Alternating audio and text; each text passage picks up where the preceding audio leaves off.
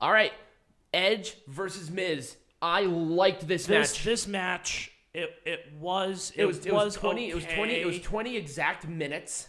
It was okay. They could have done better. I thought this match could have done better.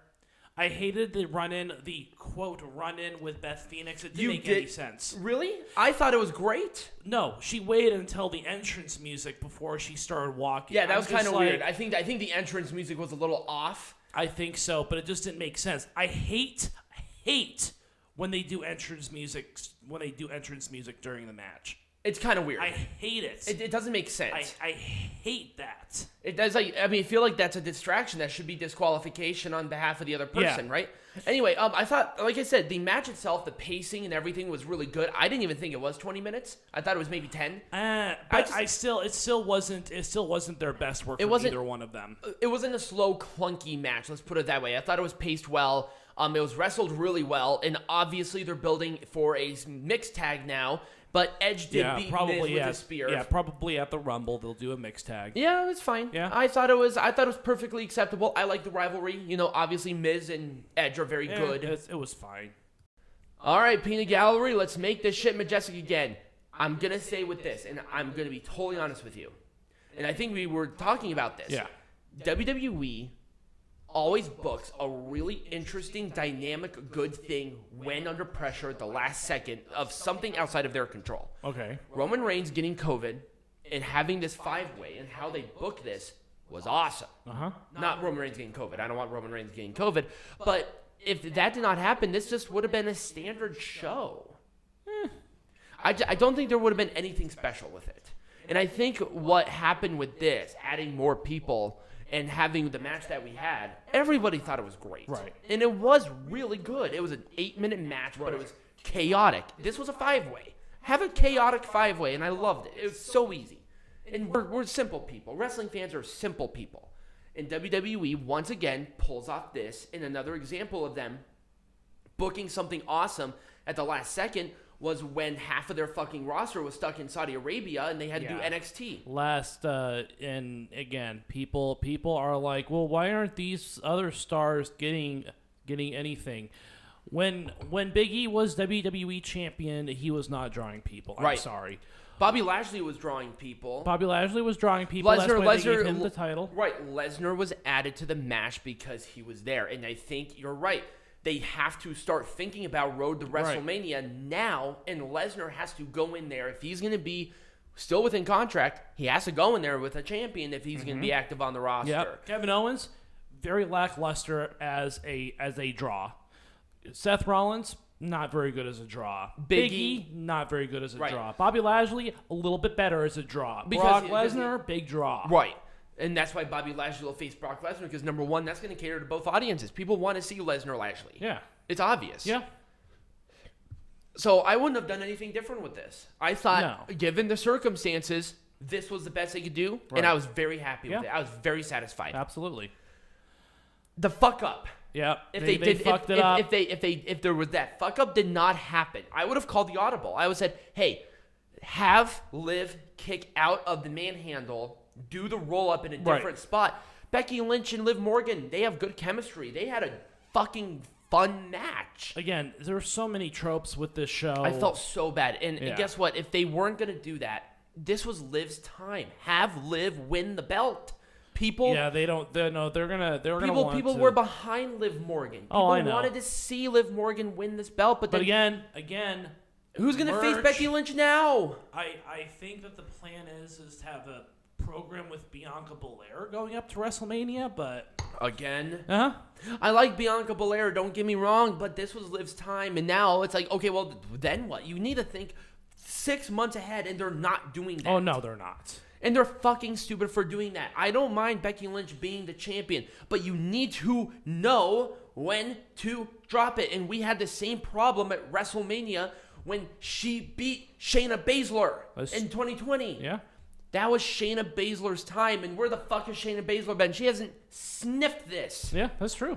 Like, fuck. I like Becky Lynch, but know when to drop it. Right. And this was not the time to drop it. This was the time to drop it. This was 100% the time to drop it. No, I'll debate you forever with that one. No, this was Liv Morgan was too popular. People did not like Becky Lynch as champion. It's status fucking quo. Yeah, that's pretty much what WWE likes. So they Do something different. Have Liv Morgan win the belt. If it fails, it fails. But how are you going to know if you don't give her a chance? She got the people behind her. People wanted to see her win. What the fuck? Hey, again. That's how you make that shit majestic again. This is wrestling. You need to take risks. I understand, but remember, Liv Morgan will move about as much merchandise as a bologna sandwich. How do you know that? How do you know that if you don't give her the platform to do it? She's been doing awesome. Her promos are getting so much better. Her in-ring work is good. Her selling is top fucking notch. Yeah, but WWE doesn't like They her, don't want to do it because they want to be careful. And that's not what wrestling is. Wrestling is not a careful industry. Take a risk. Well, Becky moves more merch. Ugh. I don't even think she has a new fucking shirt out. Fuck her. Yeah? Anyway, this match was... Edge Miz, I loved this. Oh, no, it was a terribly executed match. It was not their best work. It wasn't their best work. But I hated the run with fucking... The Beth Phoenix thing was very weirdly timed. It was. But I do like the dynamic difference there. I wish that happened on Raw. If that happened on Raw, we would have a totally different conversation right now. Okay. And here's a couple of things about these storylines going into it. Again, so many tropes, it's not even funny. You've done the wedding vow renewal. You've done the slime. You've done all this shit. Why are we seeing the same things over and over and over again? Because they're playing it safe. Because guess what? Edge is wrestling. People want to see Edge. Right. And guess what? The Miz returned. It's a good, safe rivalry because both of them are good workers. They're both competent. They both have good mic skills. Here's the problem. The order of operations of what happened are skewed. Beth Phoenix's return should have been on Raw, and then they could have done the singles match, right, and have the women at the corners and done the exact same thing and had a better experience. Yeah, they didn't do that. They wanted this big thing with Beth Phoenix, and I don't mind. Pay-per-views are not the place to do storyline progressions unless the match is over. If the match was over and then Beth Phoenix did that, would have been a different story. Yeah, and it was during the match. Playing the theme songs in the middle of matches, I'm sorry, it just doesn't work. Do the theme song after. Big pop. Huge pop. But no, they wanted Beth Phoenix to be on the ramp and then the theme song. Why? Right. You already spoiled the surprise. Right. Yeah, he spoiled it. You should have had the theme song should have been the pop. Yeah. Boom. Beth Phoenix's theme. Oh shit. That's big. Right. After the match where Maurice comes in because Maurice interfered in the match. She didn't do a very good job interfering in the match, but she interfered in the match. Right. Have that Edge, pulling off the victory or even Miz pulling off the victory. I mean, the only reason Maurice is on TV right now is because there's a new season of Miz and Mrs. coming out. That's the only reason why. Right. It was the order of operations for this rivalry were skewed. Yes. I think they can recover from it because I'm still interested. But it's going to take very meticulous, careful work. And I think what they're going to have to do is really have this slow burn until Mania. Right. This is not a Royal Rumble. Let's play this out. Let's enjoy the experience of these couples really having this competition. Right. Don't over-egg this. Right. And if they wait until Mania, you have time to build something good. Right. And they're just not going to do that. You just know they're not. No. Street Profits should have went full-fledged heel here. That would have been better. And I think they should have done dirty tactics and won the belts. That would have been cool. They should have. And again, the only reason that Riddle and Randy Orton are tag team champions is because they are merch movers, because they are needle movers. The Street Profits, I'm sorry, are just not that way. If you gave them that platform, they're not doing that. How can you know if you don't give them a chance? And that whole thing was the Migos. Like, I'm sitting there, I'm like, yeah. Let's talk about this stupid. So again, WWE does this. They've been doing this forever. Doesn't mean I like it. I don't like it at all, actually. So they had this stupid chode group, the Migos, come out, and Randy Orton and Riddle won because the Migos liked them. That was it. Because then they had that big moment in the ring. Again, it's all about the moments. God. It's all about the moments. It's not about the match. Nobody. It's not about the wrestling with WWE. It is about the moments. That's it. If you wanted the Migos out there, have like the Street Profits like do something heelish against them. That at least would have made at least made that thing memorable. The Migos coming out during an entrance that they did not sing, and they do the same thing that Riddle and Randy Orton do. That's not a moment. Yeah, it is. It's a waste of time. No, it's a moment. WWE enjoys it. Yeah, they enjoy it. That's not a moment. A moment is Bianca Belair winning at WrestleMania.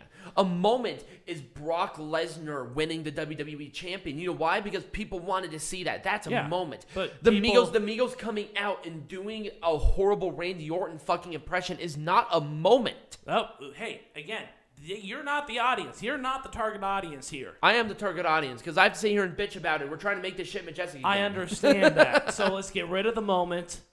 Everything about this is horrible. And the fact that Drew McIntyre, the hottest thing that they had, got hurt. Yeah. And it wasn't even during the match. It was after the match. I thought the attack was to write off McIntyre. No. The attack happened after the match. Yes, the attack happened after the match. But that was not to write Drew McIntyre off. He did not get injured in the ring. He got injured in the segment that happened afterwards because they're trying to continue this rivalry. Again, pay-per-views are not places to continue rivalries or places to end rivalries. Or even start rivalries, not continue rivalries. Right. And now you injured one of your hottest acts. Pretty much. He's hurt. Yeah. But it's okay because he was doing stupid stuff with that stupid sword anyways. I hate the sword prop shit, man. They need to get rid of it. Yeah, I hate it too. It's so stupid. Is that the only thing that Drew McIntyre is good for? You're again. He's not. Again, you're trope Scott with his trope sword doing trope things. Right. The kilt is one thing because it's not a main focal point of his. But see, you can't come up with anything. You can't come up with anything more creative other than using the sword as a prop. Right. A sword, Angela, that was named after blank. That has a fucking. As soon as they mention the Loch Ness Monster tooth, my entire interest in the sword. Died. It died. Right. Yeah, that was a long time ago, but I still remember that. Right. Yeah. It should have ended right there, but they didn't. And now he's with this thing with Madcap Moss and Happy Corbin, and then they fucking injure him. Oh, yeah. Madcap Moss and Happy Corbin. That's a group I want to be involved in. Jesus right. Christ. They needed a day one match, and now you injure Drew McIntyre, who honestly was the only person who could credibly face Roman Reigns at Mania. Yeah. Hopefully he's not too hurt. We don't know yet. But neck injuries can be that. Mm-hmm. And we don't know the extent of the injury. It could be a stinger. If it's a stinger, whatever. Give him like a month off. Right. Fine. Anyways, but yeah, that's kind of what happened there. This whole thing fell at death, and now you probably injured Drew McIntyre. Yeah, you killed the storyline along with it, but okay. We're done with this a million times. You know it's going to be a good match, and you know it's going to be a good match. Right. And fan-fucking-tastic. Number one, King Woods, stop. The crown is ridiculous. Yeah. It looks so stupid because it looks like a McDonald's Happy Meal. And what's stupid too is whenever you put the crown, you adopt some stupid accent too. It's like, come on, people. We've done this a million times. Here's the difference, and I'm going to use King Booker as an example of it doing right. You know why? Because he was a heel. Yeah. If King Woods, if they wanted to do something, have King Woods get drunk with power. Right. And start making weird decisions and have him, you either do it all or you do none. Right. And guess what? If you're going to be a king, people think of the king as a bad guy. Right. That's what it's supposed to be. Make him heel. No, they don't want to. You know why? Because the New Day, spoiler alert, moves merchandise. Of course it does. I know it does. That's why Big E is still the same way that he is. Even though he's not part of the New Day, he is very much a New Day guy. Right. They're not going to get rid of his act because it sells. It's money. Right. It sells. The New Day sells. But then why did Xavier Woods win the King of the Ring? It doesn't make sense. It doesn't. It's not supposed to. It was just a moment. If you're gonna have that, just again moments. tropes. I hate saying this because I like the New Day better, but I think they're doing it better with Queen Zelina. Queen Zelina sucks. Yeah, but the thing is that it's heel heat. It's more successful because she's supposed to be the drunk queen with power, and she's actually winning matches. Yeah, but here's the thing. She has not lost a match, since winning this. Here's the thing about this, though. Zelina Vega, her in-ring skills are mediocre at best, and it doesn't matter. Her fucking character work? It doesn't matter. Terrible. It doesn't matter. Yeah. No, it doesn't matter. You know why? Because number one, she's winning. She's a champion. Okay. And she has not lost since it. Number two, she's a heel. And I think if she forms like a little group, it can work. Yeah, with the 3 women remaining on the roster, right? Yeah, exactly. And with like Carmella, which I don't particularly like, but whatever. I hate Carmella. I do too, and they're on Raw because we have to listen to Corey Graves. Yeah. So anyways. Fantastic. We're not done yet. We have know. one more. This one is just out of a poor thing of circumstance. Number one, why wasn't this match? Why is this on a pre-show? Because WWE does not care about Cesaro. WWE does not care about Ricochet. And you know why? Because they weren't built with them. No. Sheamus, he had some experience in the Indies. I think like 3 years, but he was there. Rich Holland actually has more experience out of there. But all their characters are very boring compared to what else you see, like WWE wise. Right. Like they're boring characters. Right. And it's not a mark against them. They're just not built. All these characters, besides maybe Sheamus. Sheamus, I think, can move merch, but these guys just don't move anything. Right. Well, there's always been proof that Sheamus can move merch. Yes. Because that Great White stuff, that he was a huge merch mover. Are you kidding me? When he was babyface at that time, it was fairly big. Yeah, but anyways, the point is that these people are just not cared about. So they're putting some random poor Rich Holland. I don't blame Ricochet. I don't blame it at all because you know why? Because wrestling isn't ballet. You're going to get hurt. It just happens. Yeah, but you know, it was terrible going into it. Terrible match. It just doesn't make any sense. Somebody got hurt. Yep. Now, luckily, it could have been a hell of a lot worse. It could have been like an orbital bone break. Rich Holland's probably going to be out for a month. Yeah, but it could have been so much worse. It's just the same old shit. It's the same old shit. It's 100% the same old shit. Yeah, this rivalry is going to go nowhere because everyone's going to be in the Rumble, and that's right. We're booking to the Rumble. Why are you starting rivalries? It doesn't make sense. The main focus should be the Rumble. Yeah, no. Nope, of course not. Anyway, so next week, what are we doing? Well, we are going to do 2 of the 3 nights of Wrestle Kingdom. No, we're doing all of the 3 nights of Wrestle Kingdom. We discussed this. We're doing 2 of the 3 nights next week, and we're going to do the 3rd night the week afterwards because we also have to watch Impact Wrestling. Oh, that's right. Hard to Kill is coming up. When is that? I don't even remember. That's next weekend. Is it? Yeah, it's the 8th. Is it? Yes. Oh. Okay. So I guess it is. So we're going to do 2 of the 3 nights. Apparently Tiger High can't pay the fuck attention. No. So we're doing 2 of the 3 nights of Wrestle Kingdom. Well, you see, it's not here, so that's why I don't care. And we're going to be doing Impact Wrestling's. So we're doing both. We're doing 4th and 5th next week, and then we're going to do 8th and Hard to Kill the week after. No, we're going to do the 4th, the 5th, and Hard to Kill next week. Then we are going to do the 8th, and I think there are a couple of other things going on at the same time. Okay, apparently I need to get organized in my brain because apparently do. I'm an idiot. Yeah, so anyway, we got a lot going on. Right, if you guys enjoy this. So number one, because he and I are in the same thing, I'm going to be setting up the stage differently. I just didn't have time this week. So this will be changing. Why? Because Tiger Hyde is not over there anymore. Oh.